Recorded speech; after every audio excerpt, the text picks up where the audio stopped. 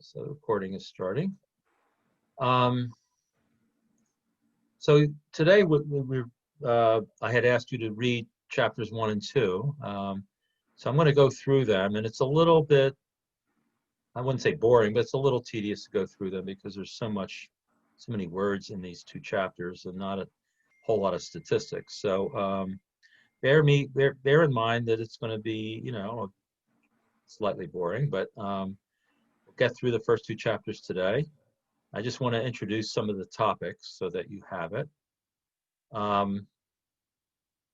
And then next time we'll be doing chapter 3, a little more statistics in that one. That's next Monday. And then once again, remember next Wednesday, the 16th, there will be no class because again, I'm not going to be available for that class. So I'll record the lecture on my own and post it. Hopefully I'll get a chance to post it before Wednesday, but if I post it after Wednesday, if I don't get a chance to post it before, I'll of course send you an email and let you know that. It may end up being posted on Thursday instead. But don't worry, it will be posted, not before, shortly afterwards. All right, and then you'll have these recordings also for anything that we do in class.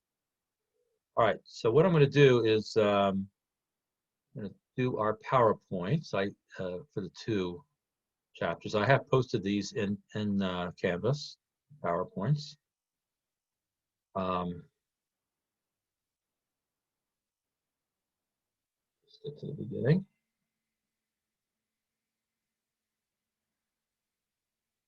All right, and again, these two chapters, just an introduction, and the purpose of these chapters is just to give you an idea of what the purpose of examining statistics is. Whenever you see a study, what exactly would you be looking for? Most of the time when you hear a report about something that's statistical in nature, many times there's not much information that's given other than the results. So it's good to know what else do you need to do as a background to see if the study was done correctly, and also to understand exactly what the researcher did. So, so this course again is not so much creating statistics as looking at statistics and interpreting it. If you have taken statistics before, when I taught this class before, because I usually teach the Stat 1 class, but when I taught this before, one person said to me that she had learned statistics in high school, and that's what she was expecting. She was expecting a course like what she got in high school.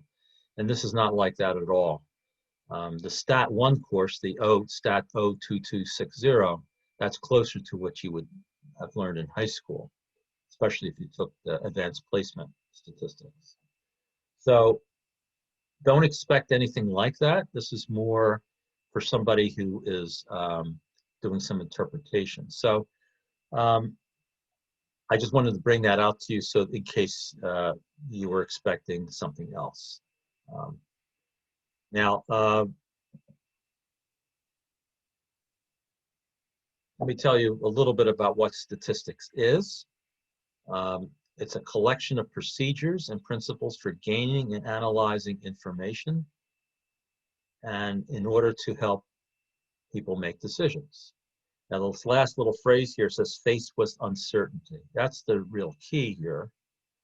If we had statistics that were certain, in other words, if you had information about the entire population for something that you were measuring, then you wouldn't need a course in statistics. You would just need to basically take the mean, the average of the variable, and maybe graph a few things, and then you'd be done, and that'd be it. And it wouldn't be much different than what people did 1,000 years ago in terms of collecting data. But statistics is a little more than that because of this idea of uncertainty. Because if you don't have the numbers for the entire population, then you have to take a sample from the population. And then the question is, does the sample really represent the population?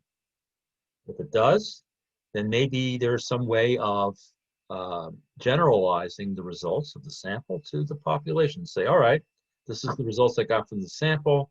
I can basically say it should be something similar in the population. So there's a way of doing that. And that's what you'll be learning about in this course. Again, the procedures of statistics, a little bit, but not so much. More of how it's done and how to interpret it when you see it. All right. So as opposed to a regular statistics course, there's a lot more reading here than there is. If you flip through the textbook, you'll see a lot more reading than there is in a regular statistics textbook. So chapter 1 is basically at saying, all right, here are some questions that I might be interested in doing. How do I go about answering them? All right. So here's an example right here in this case study. It says heart or hypothalamus. Now, I don't know if you know where the hypothalamus is, but it's a little piece of the brain that deals with what's called the limbic system. And the limbic system has to do with emotions. So anyway, there was a psychologist many, many years ago named Lee Salk. And Lee was interested in studying emotions in human relationships. Now, Lee Salk was, I believe I might be wrong, but I believe he was the brother of Jonas Salk. And Jonas Salk is the guy who created the vaccine for polio many, many years ago, back in the 50s. So it's a very well-known academic family. Lee Salk was interested in human relationships. And anyway, he did some observations, and this is the type of thing that statistics looks at, observations. So, for example, he looked at rhesus monkeys at a zoo. And what he found was the mom rhesus monkey held the baby on the left side out of 42 occasions that were examined, 40 out of the 42 times on the left side near the heart. He even studied human moms, okay, within 4 days of giving birth, 287 of them. He found that 83% of these moms, 237 of the 287, without thinking about it, held babies on the left, regardless of whether they were left-handed or right-handed. What's on the left? The heart. So the baby seems to be comforted, or it seems like it's the mom's reflex to automatically put the baby near the heart without even thinking about it. All right, here's some more observations. Suppose you looked at 438 shoppers, maybe went into a grocery store or something, and they had one bag. Where do they hold the bag? Well, they found exactly half of them held the bag on the left, the other half of them held the bag on the right. Well, I don't know about you, but unless you really love your food, you're not going to have a much of an emotional connection with your bag of groceries. So it didn't matter which side you had the bag, right? Left or right. On the other hand, people who were getting dental work, and maybe they were asking for one of these balls that you can squeeze or something, these stress balls. It says substantially more than half held it on their left side of their body, right, near their heart. Why? Because again, emotional stress, they feel more comforted when whatever they're holding is near their heart. Okay, they did this subconsciously without thinking about it. So Jonas Salk came up with a hypothesis. He said maybe due to some survival value, a newborn a mom will hold the baby near the heart, or a newborn even will be comforted by hearing the mother's heartbeat, something like that. All right, so they came up with this hypothesis. So they had this experiment at a New York City hospital. First group of newborns, they heard continuous sound of a human heartbeat over a loudspeaker. They don't know anything, they just hear it, right? Second group, no sound at all. And they found a significant difference in the weight gain or weight loss between the two groups. In other words, the infants that heard the heartbeat sound over the loudspeakers gained in general more weight or lost less weight and cried less than the babies who didn't hear the human heartbeat. So what are we seeing here? We're seeing, well, moms not instinctively hold their babies to the left, right? And number two, the babies themselves are comforted by hearing the mom, hearing a heartbeat, okay? So what he did was he came up with this hypothesis, and he came up with an experiment that tried to answer that question. Is there a relationship between the human heart and how people hold babies, moms hold babies, and also whether the babies are comforted or not by hearing the human heartbeat. So we came up with this experiment, and this is the type of thing that statistics is used for these types of studies. So the researcher came up with a hypothesis, maybe just did some observations, and then he did an experiment in this case here. So a researcher is trying to detect patterns, or trying to detect relationships, such as if are men on average taller than women? Does taking aspirin help prevent heart attacks? All right. People, this would be for a business that sells blue jeans. Do people buy blue jeans in certain months more than other months? That would be important for a retail store, right? To know that, right? They would have higher inventory in those months, lower inventory in the months that that they don't sell so much blue jeans. Makes sense. Listening to Mozart improves spatial reasoning. I don't know. Does it? Maybe it does. But if somebody came up with a hypothesis, they could design a study and then use statistics to make a conclusion. And that's what it's being used for. Now, much of these things here, to answer questions like this, we use what's called inference. Inference means to take data from a study of a small number of people and make a conclusion about a bigger, larger group of people.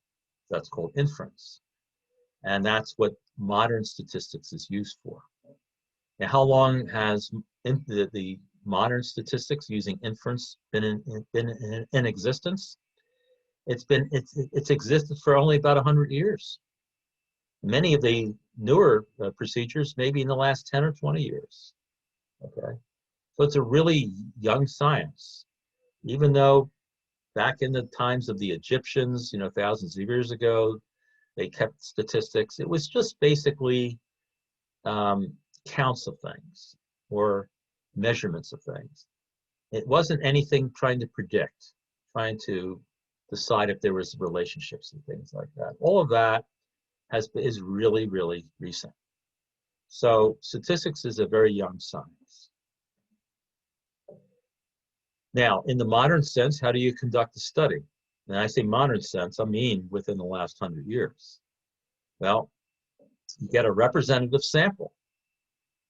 And when I say representative sample, does that mean that the sample has to look exactly like the population? Well, the answer is no.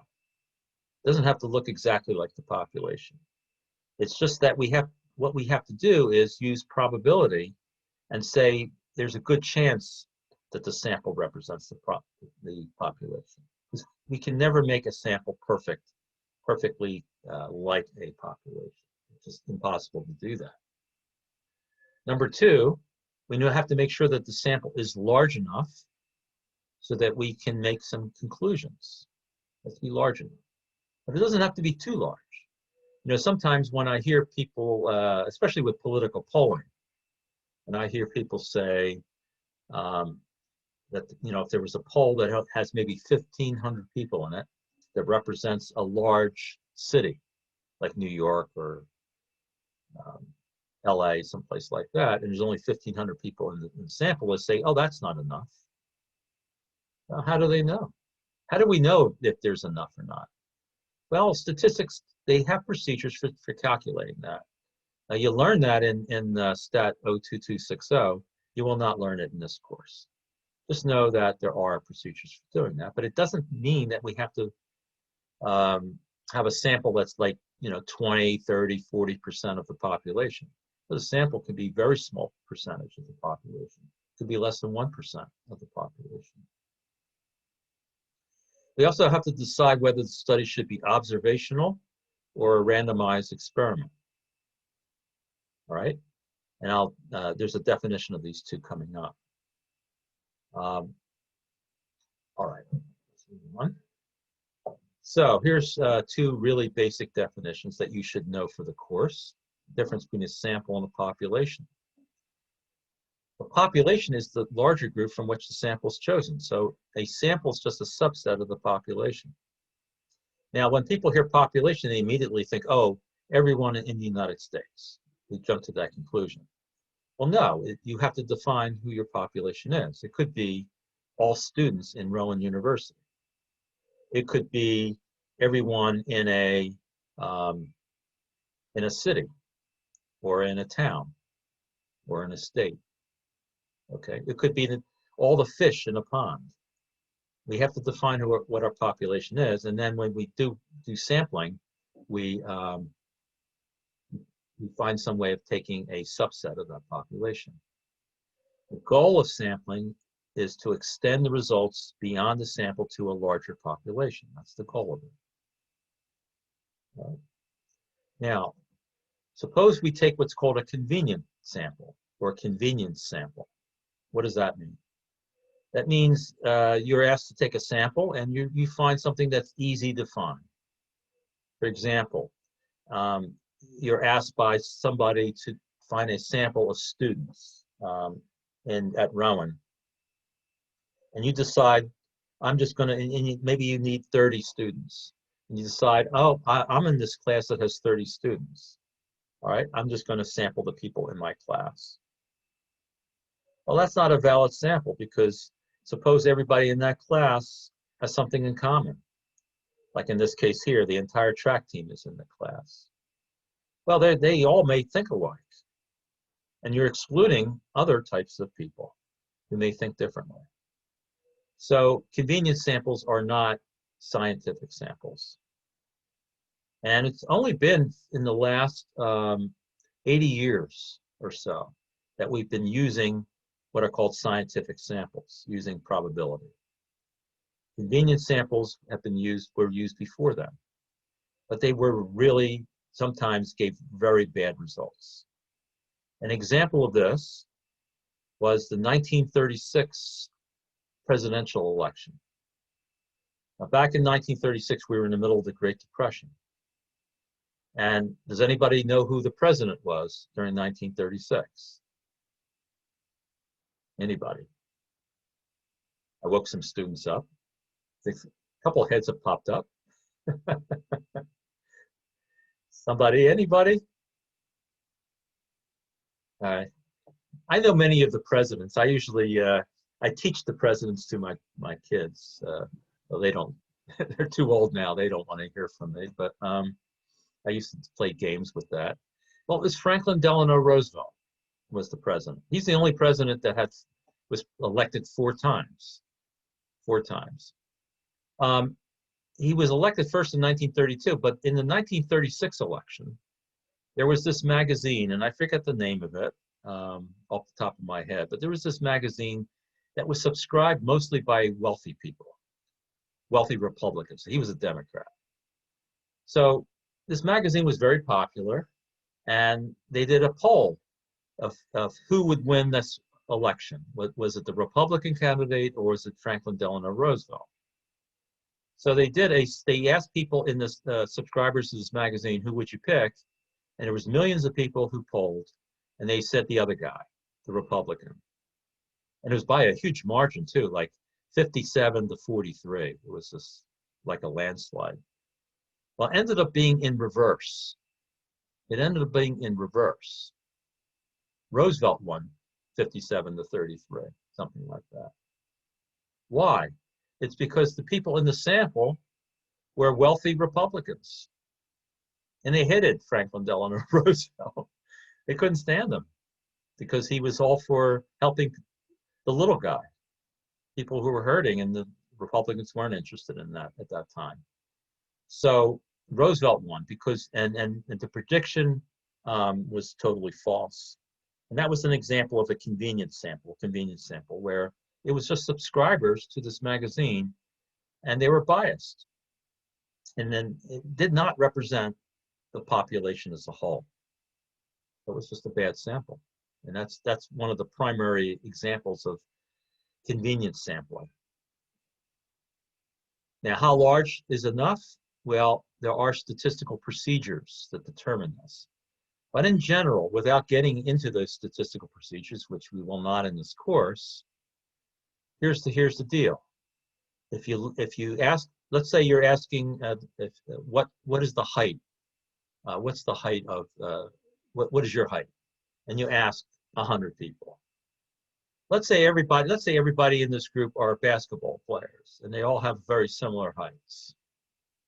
The closer the data is to each other, the closer those heights are to each other, the fewer people that you need to sample. It kind of makes sense, doesn't it?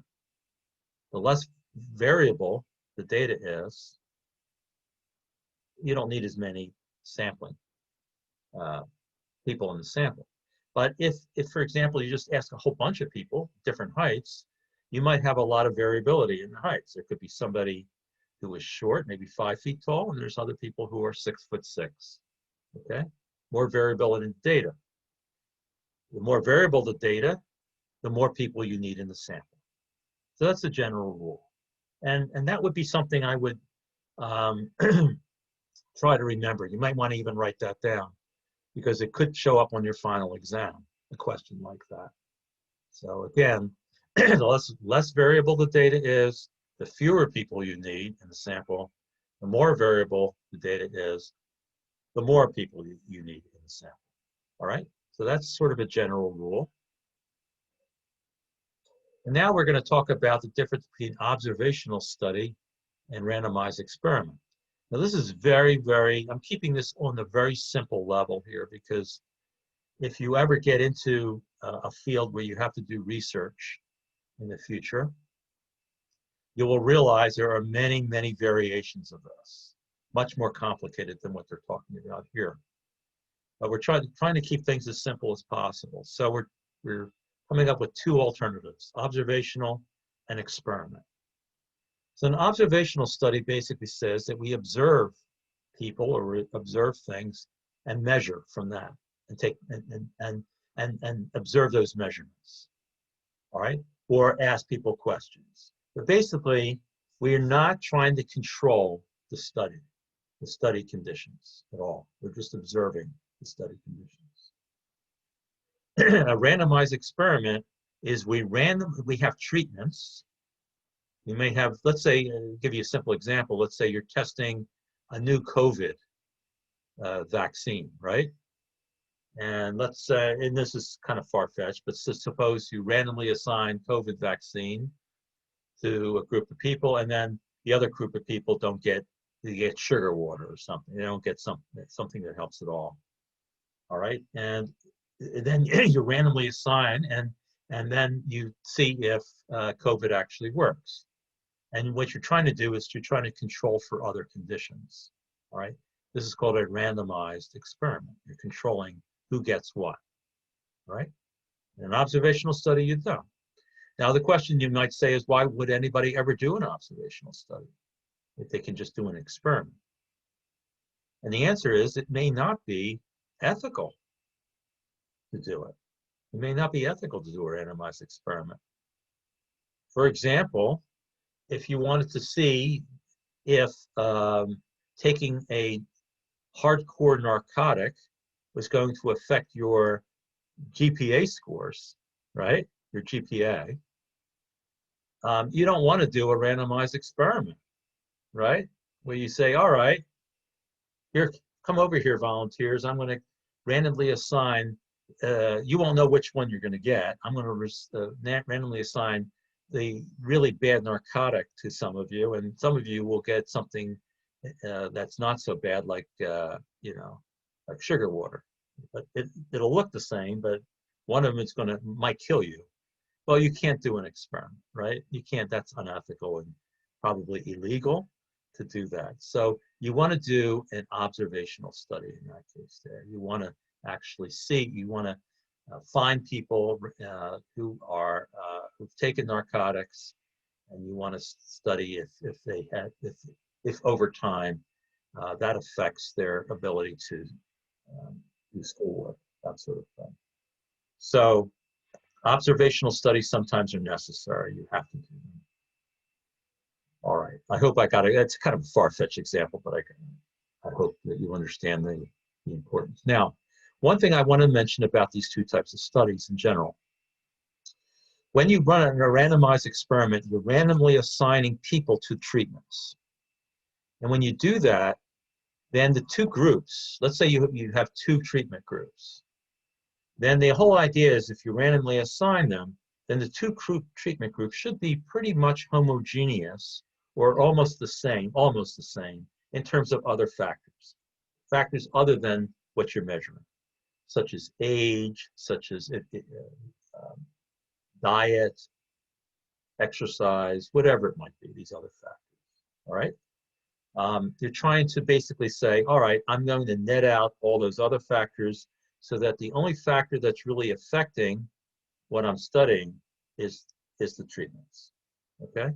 So I'm looking at the treatments and saying, does aspirin affect the rate of heart attacks? Taking aspirin, all right? I'm just going to do an experiment.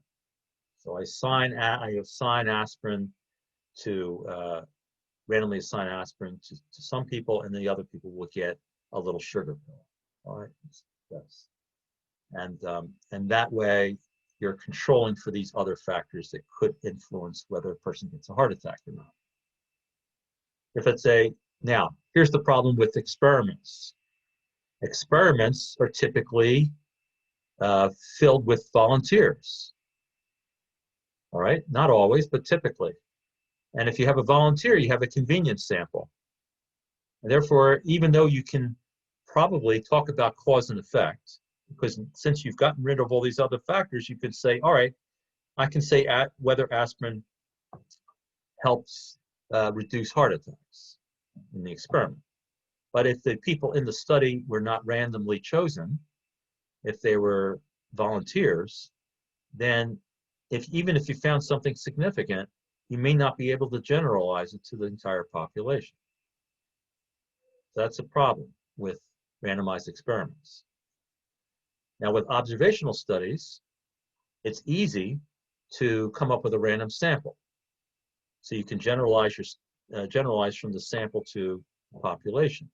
So it's easy to do it if you know what you're doing. On the other hand, because it's observational and you're not controlling for these other variables, it's possible that whatever you're studying, like taking aspirin, may not be the primary reason that you're seeing fewer heart attacks. It could be diet, it could be exercise, and you're not controlling for it in your observational study.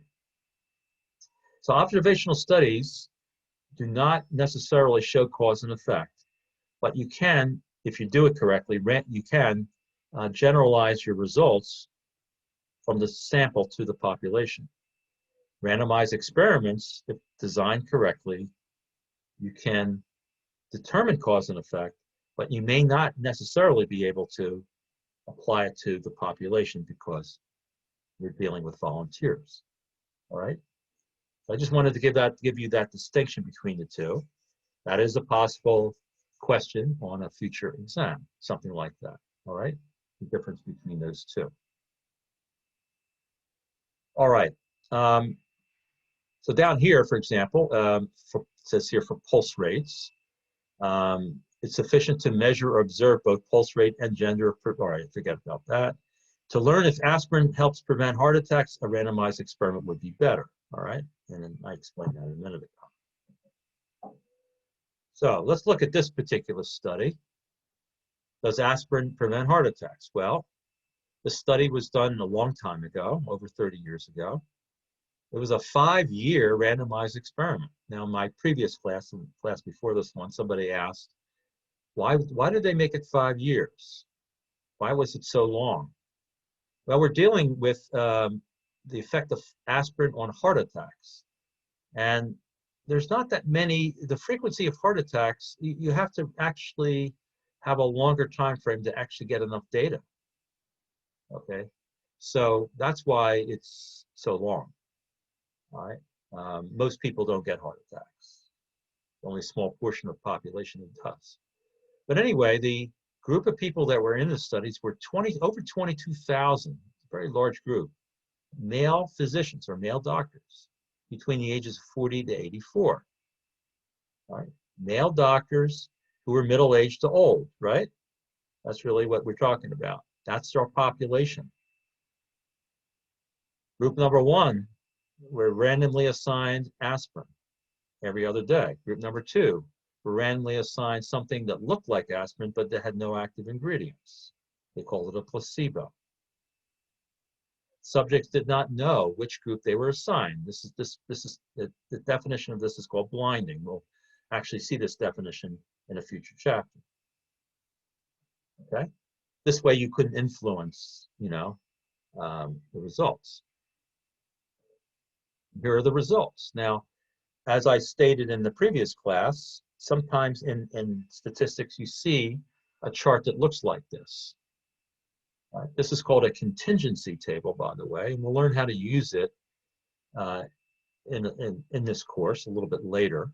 We'll do some calculations using this. But you'll see things like this. And in this case, we have two variables that we're looking at, right? We have the condition of the treatment, we call it treatment, aspirin versus the placebo. And then we have the two outcomes. Either the person had a heart attack or did not have a heart attack in that 5-year period. Now, here are the results. 104 people had heart attacks who took aspirin, and that's out of 104 plus 10,933. You can see the vast majority of people had no heart attacks who took aspirin. And the same thing with placebo.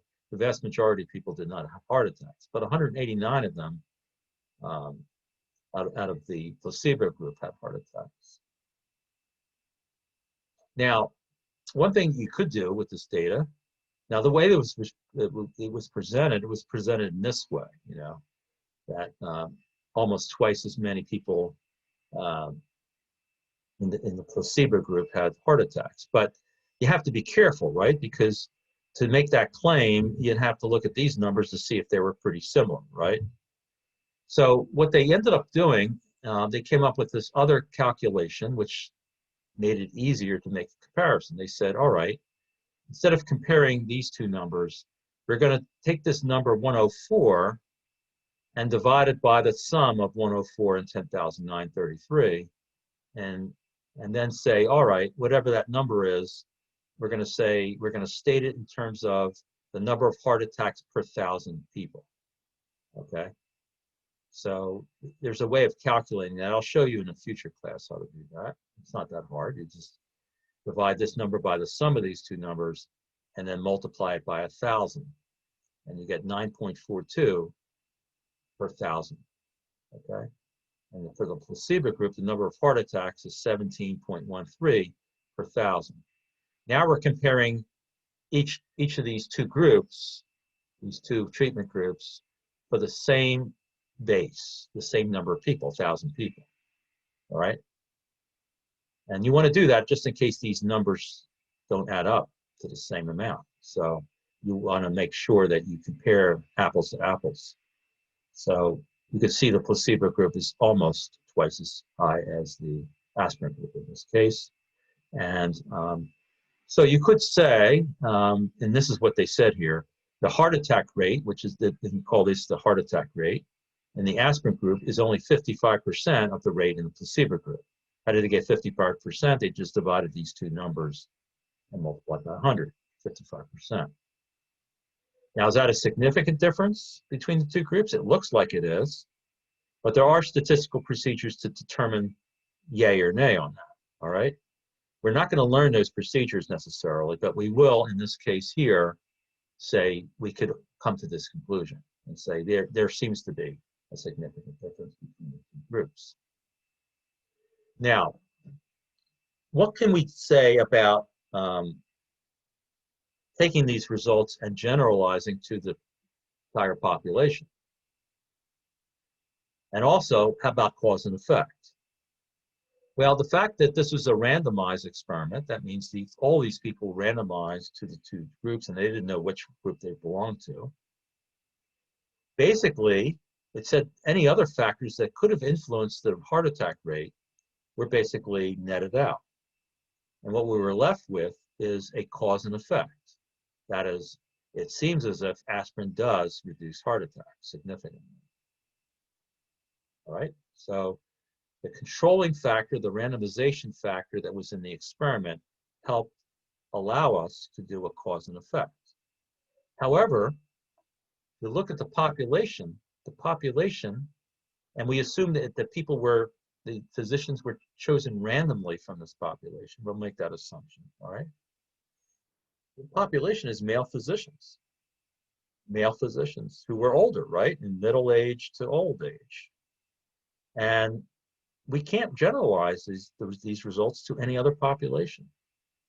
We can't generalize them to all males because these were male doctors. And we certainly can't generalize them to any other gender, women, or any other gender. So you have to look, that's why you have to look at your population. All right. That's one of the questions you have to ask. What is the population here? And the population is male physicians between the ages of 40 and 84. All right. You can't generalize to any other population. That's an important part of this course to understand that issue. Improper use of statistics. Being deceived by statistics happens, right? You didn't have to take this course for you to know that. There's a business magazine that sent 2,000 questionnaires to readers of about a Republican primary. This is back when? This is back, I think, this is Vice President George Bush. This is probably back in 1988, I think, right? George H.W. Bush, the Bush 41, who won. But this was the Republican primary before Bush ran against Michael Dukakis. And in the primary, he was running against a businessman named Lee Iacocca, who was the president of Chrysler, the car company. And so they asked 2,000 people from this business magazine, who did they prefer? Well, Lee Iacocca was a famous businessman at the time, and they preferred him over Bush 54 to 47. And so people thought, all right, George Bush is not going to win. Lee Iacocca is going to be the nominee. Well, it didn't happen that way. George H.W. Bush became the nominee and became president. He won that election. And the reason why this polling didn't work is because, again, it was biased. The population in this case here were Republican business people, right? These are the people who subscribe to this magazine. And they liked Lee Iacocca, and they didn't care for George Bush very much, or not as much. But what was excluded was everybody else in the Republican Party, all the other people who liked George Bush for other reasons and weren't necessarily wealthy business people. So a sample not representative of population can give very wrong results, just like I told you about the 1936 election. That was an extreme example of that. Okay. Sometimes what's printed is the wrong data. The wrong statistic is being printed. Just like in that case before when we looked at the rate of heart attacks, right? That was the correct statistics to use, not comparing the actual number of people who had heart attacks, but the rate of heart attacks per thousand. That's a good statistic to use because it's fair. In this case here, they had an EPA. EPA is the Environmental Protection Agency. They're a U.S. government agency that deals with the environment. This is some study that was done many years ago. They wanted to know, they were ranking the 50 states in terms of the release of toxic chemicals into the air. And New Jersey was ranked 22nd. That means it was sort of in the middle in terms of the release of toxic chemicals. Well, what's the problem with this? Well, the measurement was in total pounds released. And New Jersey is what? It's a small state, right? Compared to some of the bigger states like Pennsylvania, like New York, like Texas, like Florida, like California, right? The bigger states. They're going to have, because they're bigger, they have more industry, they're going to have more chemicals released, right? So is it fair to compare a small state to a big state? Well, no. So what do? Well, they decided to calculate the number of pounds of toxic chemicals released per square mile, per the size of the state, and they use square miles. And all of a sudden, New Jersey ranks 4th on the list, right? Releasing a lot of toxic chemicals into the air relative to other states, but based on pounds released per square mile, which allows it to be an apples to apples comparison. So if you release total pounds released, if you say that New Jersey ranks 22nd based on total pounds released, it's misleading because it's a small state. All right, it actually is a big polluter relative to other states based on its size. And by the way, it's mostly North Jersey, right? Not South Jersey, mostly North Jersey. Drive on the turnpike, you have to hold your nose going through Elizabeth and places like that. So South Jersey, very clean air compared to North Jersey. At least it used to be that way. All right. Anybody from North Jersey, I apologize. You know it's true. All right. Improper use of statistics. It says smoking may lower kids' IQs. This is implying that smoking directly lowers kids' IQs. Cause and effect, doesn't it? The way it's phrased. But if you went more deeply into the study, you realize it was an observational study. And remember, observational studies, you're not controlling for other variables that could be influencing the results.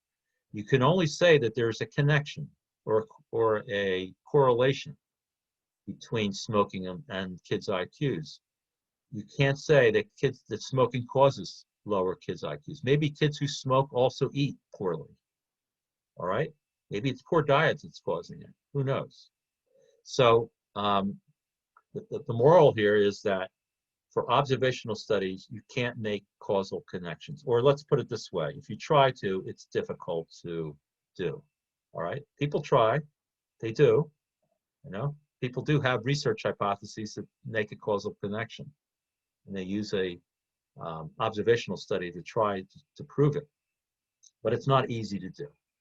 I can tell you that. All right, same thing here. I'm going to skip this one. It's the same type of thing. I think I went through this last time. All right, so that's it for this chapter. Let's see how we're doing with time. All right, I think we're good. So again, read through the chapter 1, all the examples that are in there. Again, it's basically the same things that I've been going over.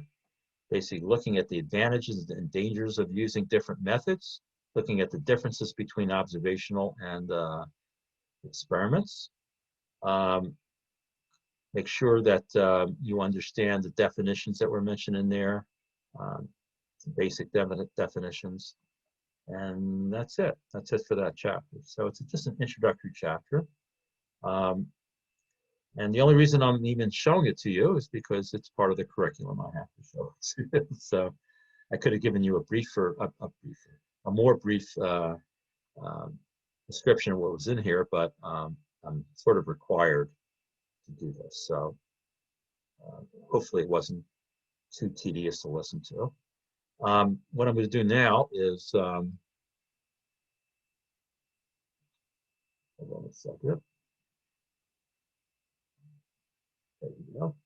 I'm going to open up the other PowerPoint for chapter 2.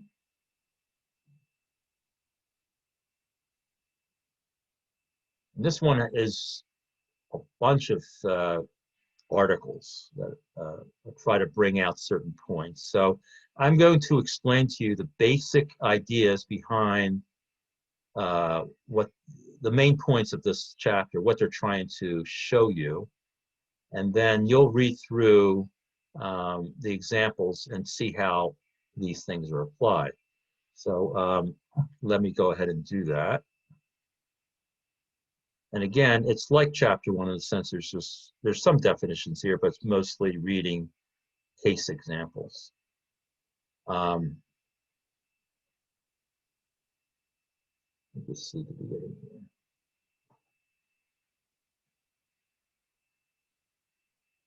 All right. So these are, you know, in this book, they have what are called thought questions. So they want you to express answers to this. So maybe I'll read through some of this, and you can unmute yourself if you'd like and just shout out the answer. It says advice columnists. Again, when newspapers were popular, there were people in there offering advice. I don't know if there's much of that anymore. And they would write and express their feelings about certain topics. And Ann Landers, I don't know if Ann Landers is alive anymore, but she was very famous for doing this. She was a columnist, a nationwide columnist, and she basically, you could ask her anything pretty much, and she'll give you an answer. So one time she was asked whether they thought she thought that engineers made good husbands or something. Anyway, these were subscribers to advice columns, and the question is, do you think the responses she got are representative of public opinion? So again, these are people who had interest in knowing about certain topics and were expressing their opinions about topics, and Ann Landers would also express her opinion. But the question is, are the responses she got representative of public opinion? So would you say yes or no? If these were just people who were just volunteering with their opinions about things. Do you think this was representative of all overall public opinion? Anybody? No, public opinion. Yeah, I hear a no. That's good. Anybody else want to say more about no? Well, no, because it's not entirely random. It's just people that are subscribed to this column. They're readers of this column, so it's not like right. It's not a random population that's representative of public opinion. And also people that just like don't really have a strong opinion one way or the other probably wouldn't care enough to call in and give their response to it. That's a very good response. Thank you very much. So that latter thing that you said there, that the people who actually are going to respond have a strong opinion, right? Strong opinion about it. So definitely not representative of everyone. And that's a problem with non-random surveys, is that you'll get people who have a strong opinion, and you'll leave out those who don't have a strong opinion, who may feel differently, and maybe they're the majority.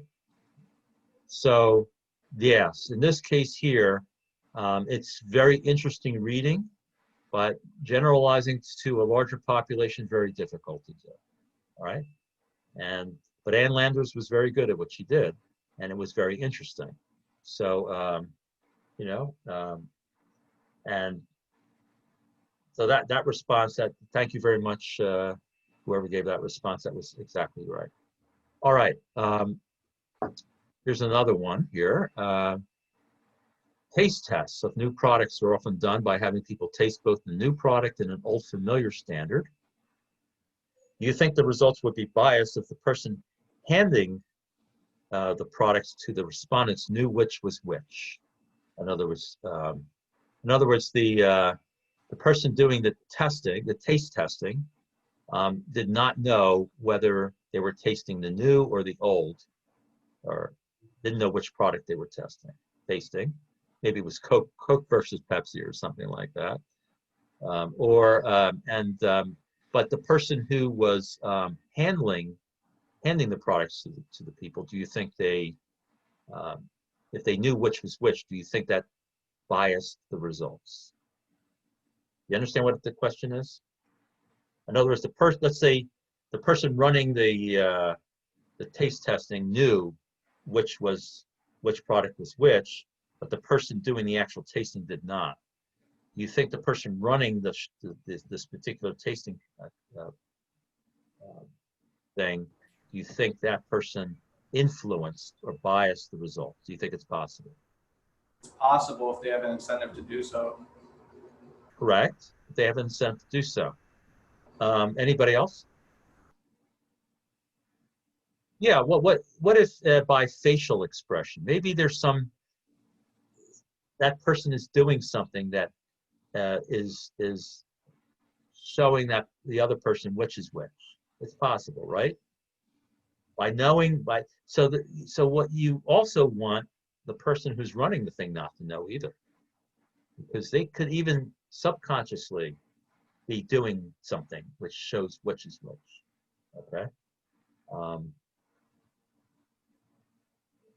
Okay.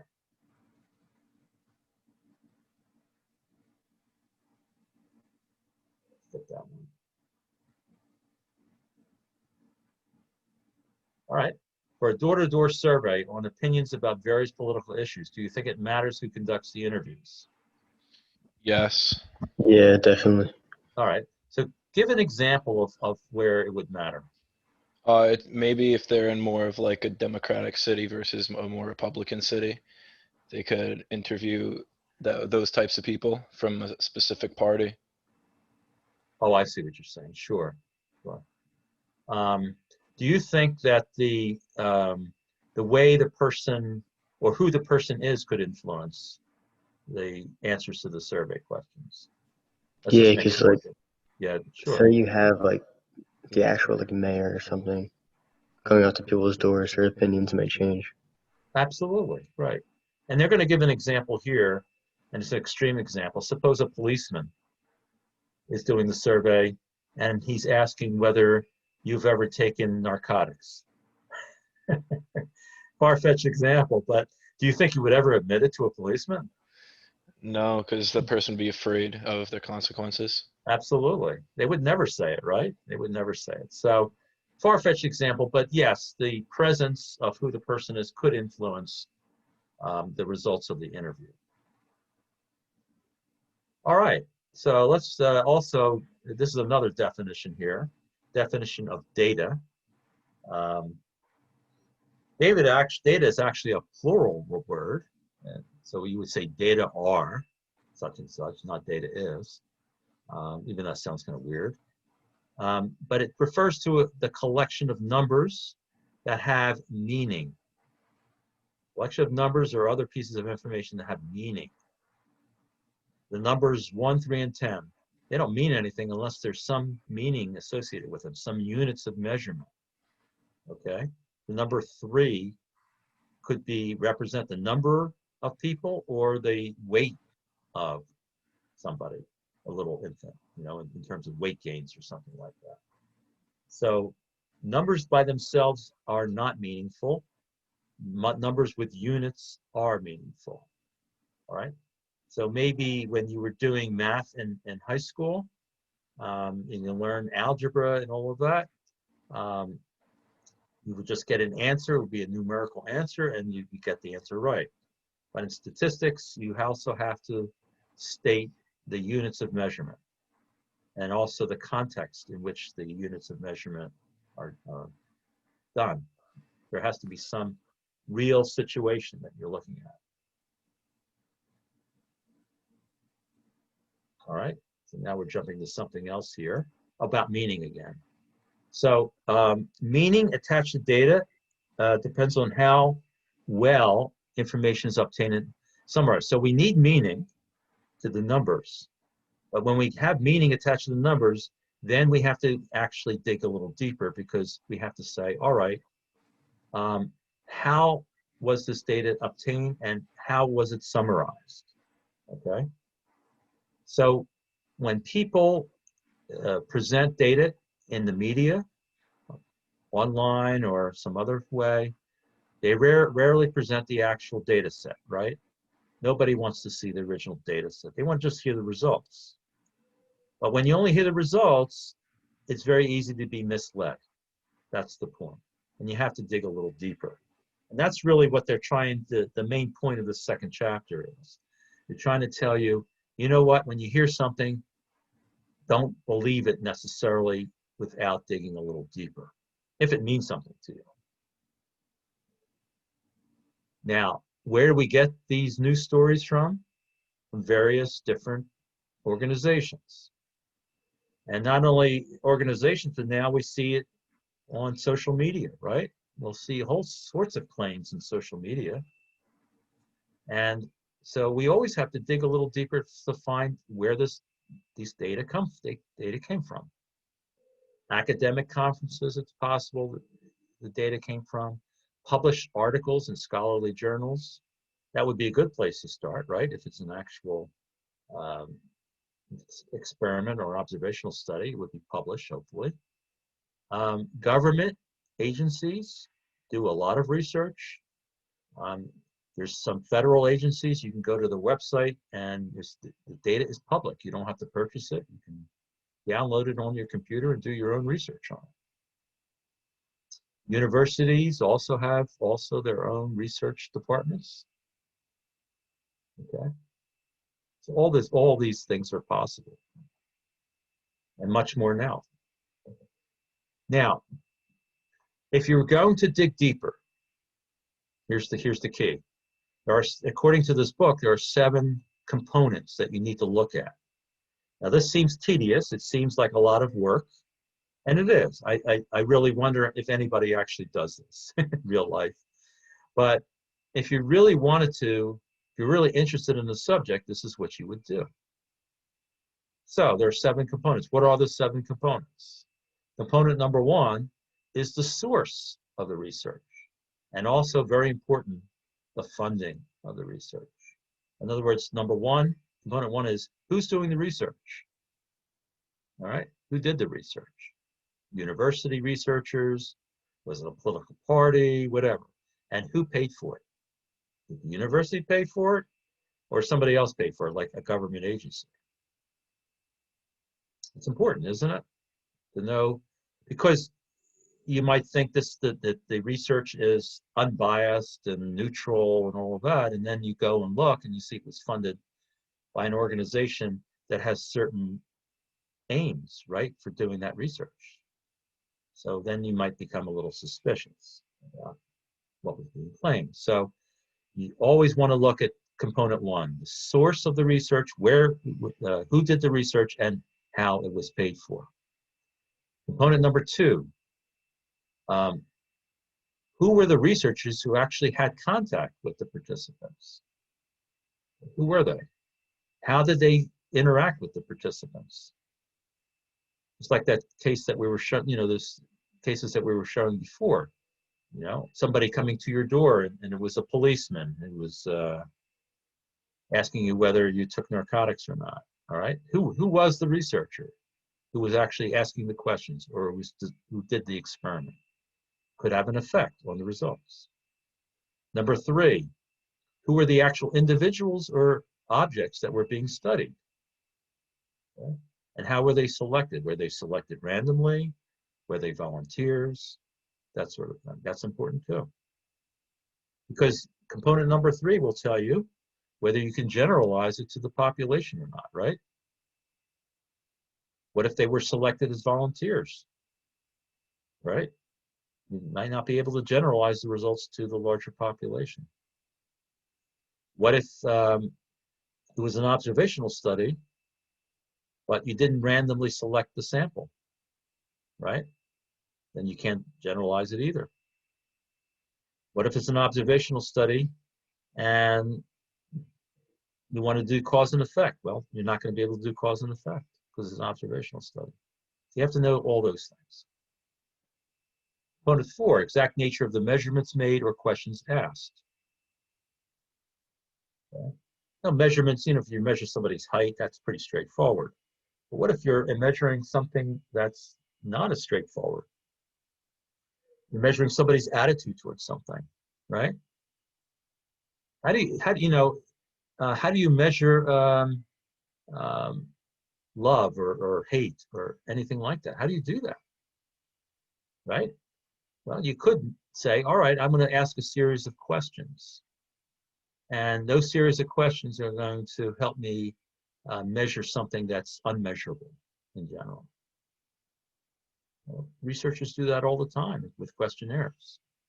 It's good to know that. It's good to know exactly how, what the measurements are and how the questions are asked. Component number 5, the setting in which the measurements were taken. Was it in a laboratory? Was it in a natural setting? Was it somebody's office? Right? Good to know that, because then you start thinking, all right, did the setting influence the results? Component 6, suppose you wanted to compare different groups in terms of whatever you're studying, right? So you want to see, and this is a silly example, but you want to see, is there a significant difference in heights between gymnasts and basketball players? Well, you kind of know that, right? But let's say you wanted to do an observational study on that, all right? And are the procedures that are used, are they legitimate to show those differences? Number 7, what is the size of the claimed effect? When you hear, for example, in the news that a COVID-19 vaccine seems to be effective, well, by how much? Is it a big effect? Is it a small effect? How is that determined? You have to dig a little deeper for that also. All right. So these are the 7 components that, and it's, again, you know, a lot of work to do this if you were going to actually do this for any study that you were interested in.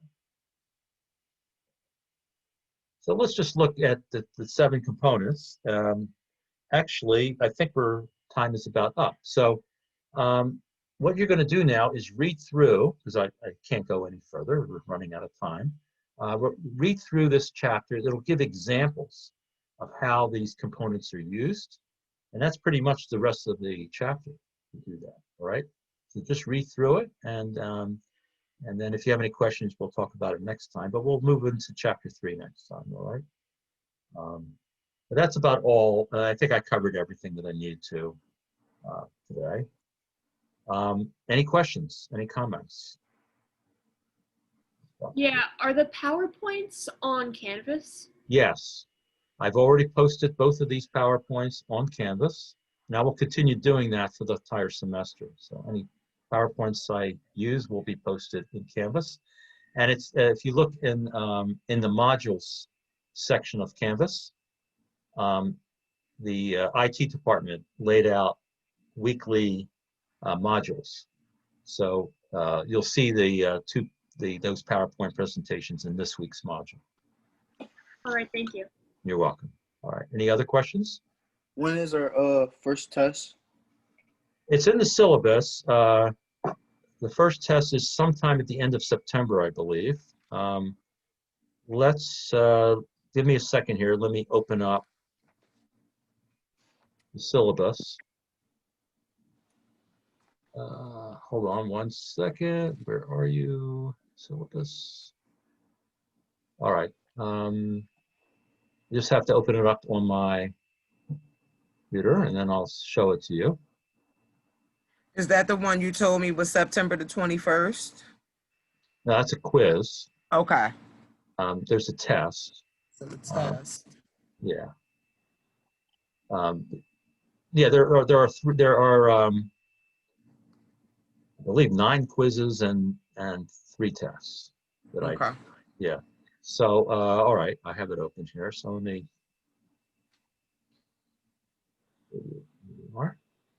share it with you.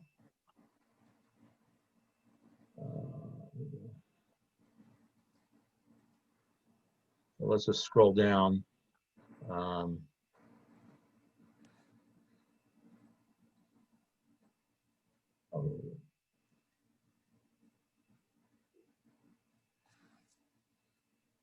Read through the syllabus, Tara. Okay. Here, with everything on here. You can always send me an email if you're not sure what I have any questions. And then here's the schedule. So The first quiz, you'll see it here, September 21st. I highlighted it in bold so you can see it. That will be, we'll take that in class that day, a short quiz on some vocabulary type things that we've covered. All right. Usually it's for the previous week, and it's the first quiz, so she'll be pretty much anything that I've covered previous to the 21st is possible for that. Basically definitions and things like that. All right. Short quiz. 10, 15 minutes at most. And then I have a review. I have quiz number 2 on the 28th, 2 weeks, a week later, covering chapter, and then that'll be the next quiz for the previous week's information. And then I'll have a review for test number 1 that day. And then test 1 will be in class, in Canvas. So you'll come on Zoom, and then you'll have your computers with you, and you just go right into Canvas to take the test during the meeting. That's what the math department wants us to do. All right, they want you to take the test during the Zoom sessions. So it'll be on Wednesday the 30th, and it'll cover material in chapters 1 through 5, and it's mostly just definitions and concepts that we cover in class. Pretty basic. All right. That's test number 1, and then during the review I'll tell you what to look out for and how to review for that test. All right, so that's it. That's the first 2 quizzes and test number 1. That's the schedule for it. It's on the tentative class schedule on the syllabus. I put tentative there in case I change my mind about something, but that's what it is right now. And notice on the 16th, it says no virtual class. Class will be pre-recorded. So please, no Zoom available for that day. You won't even get a link for it, all right? Can I ask you a question? Yeah. Pertaining to stats, is this stats going to be based on a lot of mathematical equations? No, not as much, but there's some math in it. I'll Okay. tell you where it will be a little more complicated. Okay. All right. There's a couple sections that will be a little more complicated. So please ask me a lot of questions at that time. All right. Okay.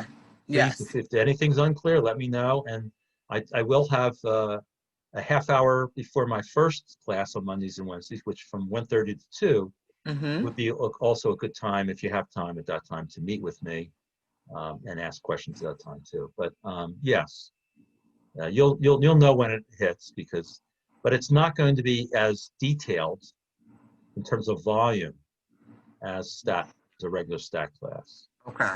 But there are some calculations that you might need some help with, if possible. We don't need that T28 calculator. TI 83, 84, you don't need it. It's helpful to have it, but you don't need it. A regular handheld calculator is good enough. Scientific calculator, let's put it that way, scientific.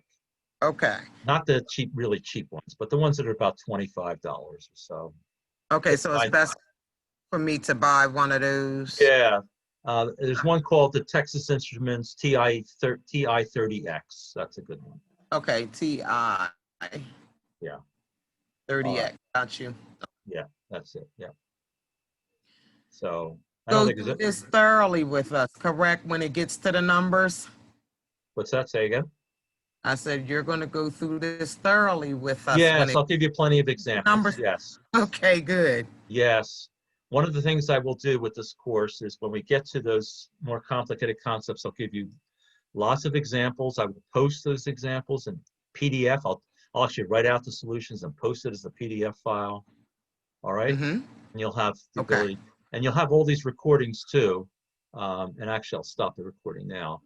You'll have all these recordings to review also. You can go back. Good. So we can go right